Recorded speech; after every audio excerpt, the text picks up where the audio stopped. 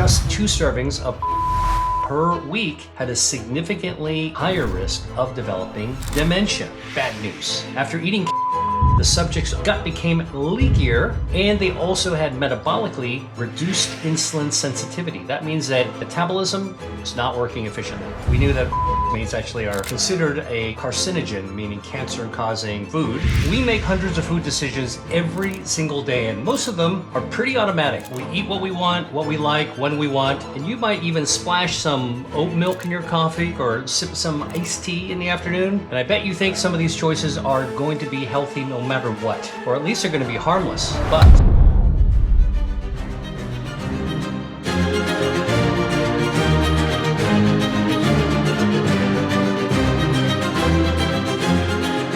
hi everyone, Dr. William Lee here. We make hundreds of food decisions every single day, and most of them are pretty automatic. We eat what we want, what we like, when we want, whatever we can get a hold of, and you might even splash some oat milk in your coffee or grab a healthy wrap on your lunch break or sip some iced tea in the afternoon. And I bet you think some of these choices are going to be healthy no matter what, or at least they're going to be harmless. But new research is starting to tell us we've got to be careful. And it tells us a little bit different stories about common foods and ingredients that are found in these kinds of foods that we think are healthy, but that might actually be working against your body. This is not about character assassination of a whole category of food. This is about the fine details that we all need to be aware of so we can make the best possible choices and avoid those things that could possibly harm our health. So in this episode, I'm going to divide into 3 different items we're going to talk about, most of which I think you're probably already have in your kitchen. And we're going to explore what these ingredients are doing inside your body, what researchers have uncovered, and how you can make small changes to protect your gut, protect your brain, and protect your long-term health. By the way, this protection includes lowering your own risk against cancer. Are you ready? Let's begin. The first thing I want to talk about is something called carrageenan. Now, you might have never heard of carrageenan, or maybe you might have seen it and don't recognize or it doesn't register to you, but carrageenan, which is spelled C-A-R-R-A-G-E-E-N-A-N. Carrageenan is a gel-like substance that comes from red seaweed. That seaweed is called Chondrus crispus, also known as Irish moss. Now, carrageenan has been used by the food industry for decades for thickening foods, emulsifying foods, stabilizing food products that you're likely to find in the middle aisle of the grocery store, or maybe even in the refrigerated section or the frozen section. Carrageenan helps to improve texture of processed foods, and it also helps to stabilize food that are actually put on the shelf. Now, you might find carrageenan in foods that you wouldn't expect. For example, plant-based milks, supposed to be healthy, right? Almond milk, soy milk, coconut milk, oat milk, they can contain carrageenan. Ice cream, frozen desserts, frozen yogurts, coffee creamers, even the non-dairy ones, prepared soups and sauces, deli meats, pre-sliced turkey or ham, even some vegan cheese products and protein shakes. That's carrageenan can be found in these products. It's also found, by the way, in many organic or natural products. And because it comes from seaweed, carrageenan is often marketed as a natural and plant-based product. And you might automatically think, that means that it's okay, it's healthy. But here's some recent research that is making us take a second look. Researchers from the German Center of Diabetes Research looked at healthy men. These are people between 20 and 35 years old, and they gave them carrageenan to eat at levels that you would actually find people eating from a modern processed diet. What the researchers did is they checked the subject's gut and metabolism and blood markers after 2 weeks. So they looked at it at the beginning and they looked at it after 2 weeks after eating carrageenan at levels that you would actually get from just eating a modern commercial diet. And here's what they found. Bad news. After eating carrageenan, the subjects all had increased gut permeability. That means their gut became leakier, and they also had metabolically reduced insulin sensitivity. That means that, their blood sugars were higher because their insulin, their cells were not sensitive enough to insulin to draw it in for energy. It means that metabolism is not working efficiently. By the way, the subjects all who ate carrageenan all had higher levels of inflammation in their bodies as well. So let's break this down, all right? What's going on in the gut? This is food as medicine research. I'm normally talking about things that are good for us, but look, we got to just look at the mechanisms of good and not so good as well. So let's talk first about leaky gut. What is leaky gut? Well, your gut is really a tube that's passing a lot of fluid through it, and it's sitting inside your belly, and it's got cells that actually have to be linked together. We call them tight junctions in the intestinal lining to prevent the stuff from the inside from leaking out. And you know what's inside your intestines, right? It's poop. You don't want that to be leaking out into your belly, right? So the tight junctions of your gut prevent that leakiness. If you actually have leaky gut, that means that the junctions are loosened, and that means that the toxins, bacteria, and other enzymes and things inside the gut, normally inside the tube of your gut, can leak out into your body cavity, can also leak into your bloodstream. Now, even though leaky gut isn't a medical diagnosis, you probably heard about it. Most people recognize the term leaky gut. It's used kind of in a wishy-washy, broad, gray sort of way, but I will tell you that leaky gut, this idea of the tight junctions coming apart and allowing stuff to come out into your body cavity or into your bloodstream, is connected with autoimmune diseases, irritable bowel syndrome, chronic fatigue, eczema, itchiness of the skin, and many other chronic conditions. How do you know if you might have leaky gut? Well, it's pretty nonspecific, but you get bloating, cramping in your gut, food sensitivities, you get fatigue, including chronic fatigue, and also brain fog. All right, this is what actually happens. Something in your gut, leakiness, the cells not coming together tightly enough, you start leaking stuff into your bloodstream, everything actually gets affected by it, including your brain. Now, how do you test for leaky gut? Like, when you go to the doctor and say, I think I have leaky gut, what does your doctor actually do? Well, they can conduct tests. So I'm just going to tell you the names of the tests. I'm not going to explain them in great detail, but that way, if you're asking for a test, you should recognize there's something called the lactulose mannitol test. That's actually for leaky gut. There's also something called the zonulin test that actually looks for leaky gut. And they can also conduct tests on your stool and look for leakiness in the stool for secretory IgA, which is an antibody, something called calprotectin, or fecal zonulin. Now, if that all sounds like Latin to you, trust me, these are the things that the doctor should be thinking about. You just need to go to the doctor to say, hey, listen, I'm not feeling well. I wonder if I have leaky gut.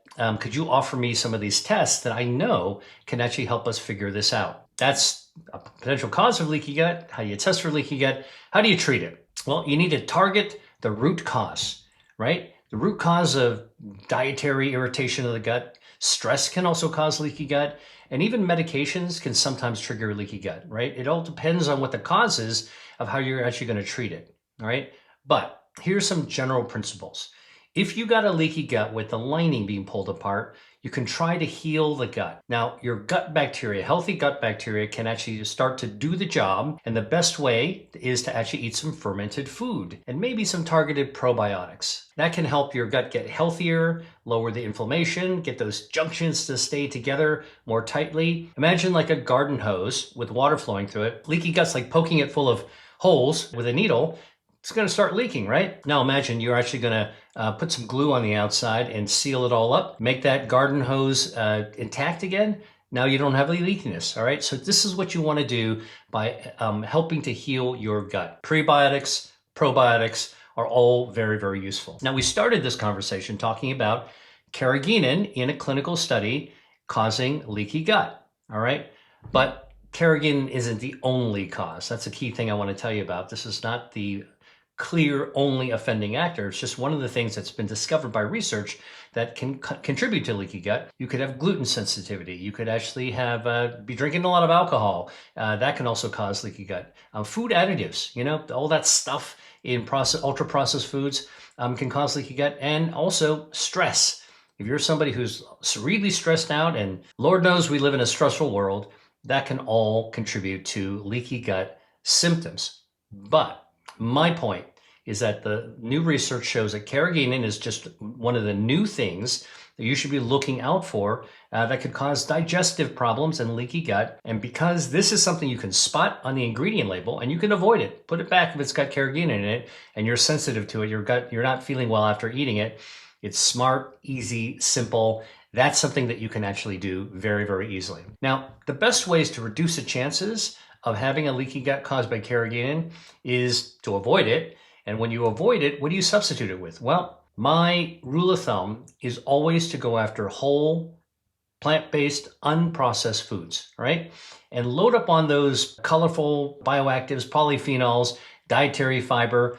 They all actually help gut integrity, right? And by the way, these same plant-based foods, like cruciferous vegetables, berries, they all have anti-inflammatory bioactives. These are Mother Nature's natural chemicals that she's infused and imbued into the food, that when we eat them, not only do we get nourishment, but it also lowers inflammation, and it also helps our gut be healthier, which means those tight junctions are more intact, all right? And by the way, using extra virgin olive oil for your cooking can also help, because olive oil has olive polyphenols like hydroxytyrosol and oleocanthal. Those also lower inflammation, and they help your gut heal as well. Oh, what about other tasty things? I'm all about making sure your food tastes great. Spices and herbs all can actually have these anti-inflammatory, gut healthy, gut healing properties as well. Okay, now let's switch to the second thing that I want to talk to you about, and that is basically processed meats. I don't need to tell you that eating hot dogs and sausages and all those kinds of deli meats is not healthy for you. But now there's actually a new reason that these processed meats have been found not to be good by researchers, okay? So previously, by the way, we knew that processed meats actually are considered a carcinogen, meaning cancer-causing substance, chemical, food. And the cancers that they've been linked to include bowel cancer, colorectal cancer, right? That makes sense. You eat a lot of the stuff that's got nitrates, nitrosamines, all these additives that are put in there. Where do they get the most contact? Is in your gut. But remember, there's this gut-brain axis, and now enter the brain's health at risk by eating processed meats. So this is a new study from Harvard Medical School, and looking at something called the UK Biobank. This is one of the largest databases of real-world people over many, many years. And what these researchers did is they looked at 118,000 people over a decade, 10 years. And what they found is that people who ate 2 servings of processed red meat per week, bacon, deli meat, sausages, pretty common, right? That might seem like it might be you or somebody you know. People who ate just 2 servings of processed meat per week had a significantly higher risk of developing dementia. And what about each extra serving per week? Every extra serving of processed meat per week was equivalent to 1 to 2 years of accelerated brain aging, cognitive aging. Now, you might be surprised at this, right? Because I already told you, that processed meat's linked with increased cancer risk, but did you know, now you do know, that it's associated with cognitive decline and increased risk of dementia. So what's going on? Well, the same things that increase cancer risk, nitrates, nitrites, preservatives, coloring, artificial flavorings, these things, once they get into your bloodstream, right? So you're eating the processed meats, all the stuff is being absorbed and goes into your bloodstream. These chemicals can increase oxidative stress, which then can cause neuroinflammation. That's inflammation of the brain cells. And that actually is thought to be a contributor to the development of dementia. Processed meats are also very high in sodium, salt, right? It's very salty because salt tastes good. So most of these processed meats actually have a lot of salt in them. Salt's also a preservative, which is one way to preserve the processed meats. And high salt can actually damage the lining of the blood vessels in the brain as well. And you need good blood flow, good blood vessels in order to keep good brain function. Now that I told you that in that study, the people who ate processed meats, even just 2 times a week, 2 servings a week, had an increased risk of developing dementia, is there any good news to this? Well, here's the thing. That study, that researchers also found something beneficial. And that is that if the subjects replaced processed meats with nuts and legumes, so ditch the meat, okay, swap in nuts and legumes, beans, chickpeas, soybeans, etc. Guess what? Their dementia risk dropped by 20%. Swap out the processed meat, swap in the nuts and legumes, beans, lentils, chickpeas, okay? You swap it in, you drop your risk of dementia. What do the nuts and legumes do? They actually provide prebiotic dietary fiber, healthy fats, and they make your gut bacteria, your microbiome, healthier. What does that do? Well, a healthy microbiome lowers inflammation everywhere in your body, including in your brain. That's what we want. Some nuts also have some omega-3 fatty acids, right? These are antioxidants. They protect against oxidative stress in your brain, and omega-3s are also good for gut health as well. So all of this collectively can protect against neurodegeneration. So what's my pro tip for you? Well, here's some smart swaps that you can make. First, regardless of what you're eating normally, try adding some anti-inflammatory foods. Try lentils. That's a really good source of dietary fiber. All right. Replace your sandwich that has deli meat in it with a lentil salad. That's a big swap in that can actually be beneficial. By the way, there's a lot of ways to make a lentil salad taste great. Just search it on the internet. Tasty lentil salad, meatless, all right? And you can actually find ways to season it, and it's really absolutely delicious. And you get a lot of protein there too as well. You can add chickpeas to a soup, or if you have a bowl, have some chickpeas that you're going to season up with some spices. That gives you the dietary fiber. Or snacking on some walnuts or almonds instead of snacking on cured meats. Listen, who doesn't like a nice charcuterie platter? Well, I'll tell you, just remember that snacking on these, the servings, every serving you have actually contributes to more dementia. And cutting them up and swapping in good foods protects your brain. Really, really important to protect your brain now, not when you're in trouble. And you're going to be glad for that, by the way. By doing these swap-ins now, nuts, legumes, all right? Instead of deli meats, you're going to reap the benefits from this 10, 20, 30 years from now. It's kind of like a retirement plan. If you do it now, you're going to actually really enjoy the wealth of the health that you're actually going to get years from now, decades from now. Okay, third thing I want to turn to, and you've heard me talk about this before, but there's some new information I want to share with you, and that is sugary beverages. So you already know from me and other people that sodas, drinking sodas, both regular soda and diet soda, link to obesity, diabetes, and other health risks as well, right? But new research suggests that sugary beverages are linked to oral cancer, all right? Now, this is a study by researchers from the University of Washington and the Fred Hutchinson Cancer Center in Seattle. It's a 30-year study, big study, looking at 162,000 women. This is not a small study. This is a big one. And what the researchers found is that women who drank one or more sugary beverages per day had a 5-fold increased risk of oral cancer. And by the way, among people who drank alcohol on top of having sugary beverages, guess what? The risk went even higher. So from 5 times higher to 5.5 times higher. You don't want to have oral cancer, no matter what, okay? You've heard of people, well-known celebrities that have actually had oral cancer, throat cancer, Val Kilmer, Michael Douglas, these are all the people that are struggling with oral cancers, right? So what's the cause of this? Why does sugary beverages cause oral cancer? Now, I'm a real scientist, and real scientists don't know everything. So I'm going to tell you very honestly, we don't know exactly why sugary beverages cause this, but the research is showing that there's an increased risk. So what do we know? Well, we know that sugar, extra sugar, added sugar, can feed harmful bacteria in your mouth. And that means that it can change your mouth microbiome. We tend to think of our gut microbiome in our lower gut, in our colon. Nope, actually starts right here. Your mouth is the beginning of the gastrointestinal tract. When you're talking about gut microbiome, it actually starts in your mouth.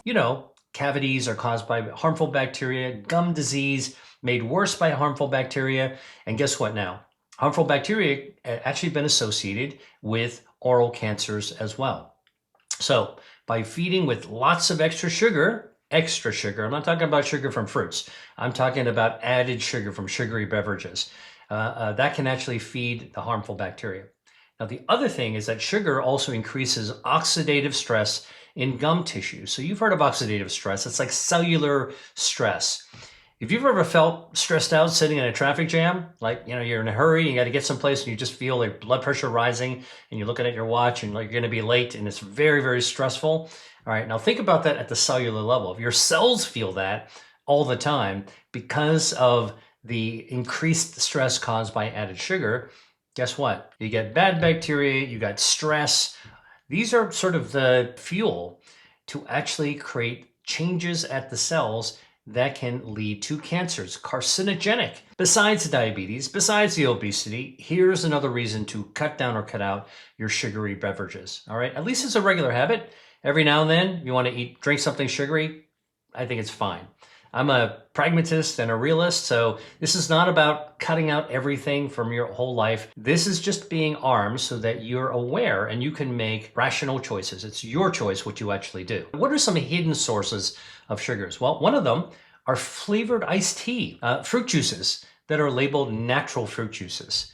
Coconut water even can also have added sweeteners. What you gotta do, and I'm going to say this again and again and again in my videos, is you have to check the ingredient label.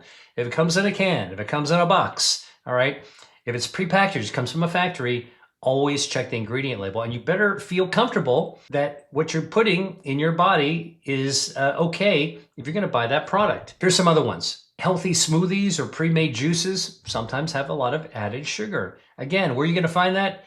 In the ingredient label. Okay, so what's the solution? What should you drink instead? Well, number one, green tea tends to be really good as long as it's not sweetened. Like you don't buy it pre-sweetened for you. One thing you could do is buy some green tea, brew it yourself. Make sun tea if you want to put it in a glass container and set it outside, or just brew some tea with some hot water and let it dissolve. You can stick it in the fridge. Now you've got iced green tea, healthy for you. If you want to use hibiscus, this is something I learned not too long ago. It's basically hibiscus flowers. It's got citrus, got a lot of vitamin C to it, which is beneficial. Put hot water in it, and guess what? The water will turn beautiful purple red. A lot of anthocyanins, which are anti-inflammatory, cancer-starving, cancer-fighting, anti-inflammatory. Good for the gut microbiome. Hibiscus tea is another thing. As long as you actually are not adding sugar to it. Want to make it a little sweeter, add a little touch of honey. It's actually probably a good way to go. All right. Or you want to just cut some whole fruit, oranges, limes, strawberries, stick them into your homemade tea, stick it in the fridge. If it's a hot day, you can pull it out and you can sip on it. You'll actually get the natural sweetness from the fruit itself. And you'll also get some more polyphenols as well. That's beneficial. All right. Those are some of my pro tips for you. Or, by the way, I always want to tell people, drink plain water. If in doubt, you don't need to come up with a juice or a soft drink. Okay. Water is an underrated beverage. In fact, water is one of the holy trinity of healthy beverages. Water, tea, coffee. Those are the three holy trinities of healthy beverages. Water is fine. Let's zoom back for a second, give you the big picture. Carrageenan, processed meats, sugary drinks. They don't seem to be related, but underneath they cause a common problem. Chronic inflammation. Chronic inflammation over time disrupts your critical body systems, wears down your health defenses, stresses out your cells. And in the long term, this increases your risk of long-term diseases like cancer, like metabolic diseases, like cardiovascular disease, and like brain and cognitive diseases as well. Bottom line, and what I'm really trying to tell you with these videos is that you can take control, all right? Number one, read the ingredient label if you're buying something out of the middle aisle or out of a shelf or a box or a can. Swap out your processed meats with nuts or legumes, all right? And don't choose that sugary beverage. You can make your own beverages too, and then you can control what you put into it. These three simple choices you can make every single day can cut down on your risk of leaky gut, bad for gut health, bad for brain health, dementia, all right? Cognitive problems, more than where'd I put my keys, and cut down on your risk of oral cancer, all based on research done in humans connecting these substances that are pretty common. Remember how I started this video? Common things that you might not think might have some harm. The new research is causing us to take a second look. As they say, our lives are the sum of all the choices that we make. So here's one more choice I'd like you to make right now. Go to your refrigerator or your pantry, scan around, take a look around it, and find one product that has carrageenan or a hidden sugar in it. Remove it and replace it next time you're at the store with something that doesn't have carrageenan or added sugar. And I want to hear from you, by the way. What's that one everyday food or drink that you are now thinking about differently. Just drop what you discovered, what you decided to do in the comment below. And by the way, if this video opened your eyes, all right, make sure you hit the like button, subscribe to my channel, and share this video with somebody who you think would like to hear it or needs to hear it. You got the knowledge. Now you can put it to work. Until next time, Dr. Lee out. Hey, if you like that video, then you're going to love this one. Check it out.